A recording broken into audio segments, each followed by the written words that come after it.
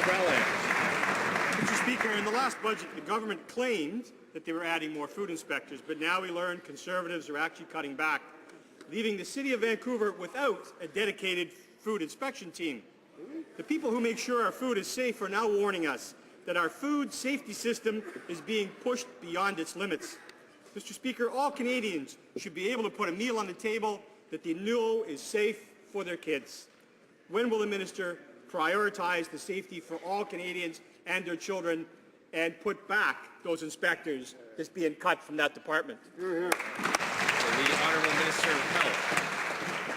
Well, first of all, Mr. Speaker, Canada has, without a doubt, one of the safest and healthiest food systems in the world. And in fact, Mr. Speaker, the Canadian Food Inspection Agency assures me that there have been no cuts to frontline food inspectors. In fact, since 2006, there has been a net increase of over 750 inspectors. And of course, Economic Action Plan 2014 just recently commits to hiring even more inspectors, Mr. Speaker. This is on top of the $500 million that we've already invested. This brings almost $1 billion in new investment into the food safety system. And as I said, Mr. Speaker, we have one of the healthiest and safest food systems in the world, and we're going to keep it that way. The Honourable Member for Canadians and the NDP are in favour of hiring more food inspection inspectors. The problem is that's not in the government's plans. According to available documents, the Canada Food Inspection Agency will be reducing their budget by $35 million and laying off 192 inspectors, and this over the next 2 years.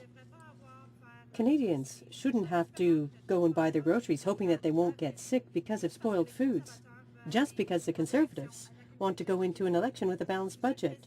Mr. Speaker, why is the minister cutting these positions?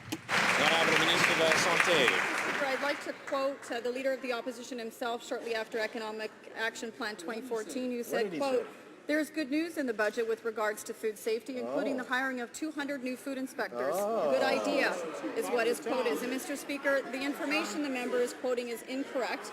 CFIA reassures me that there have been no cuts to frontline food inspectors, and in fact, we've invested a further $400 million in the latest budget for food inspection and food safety, including tougher penalties, enhanced controls, new meat labeling requirements, and of course more than 750 new inspectors. There you go.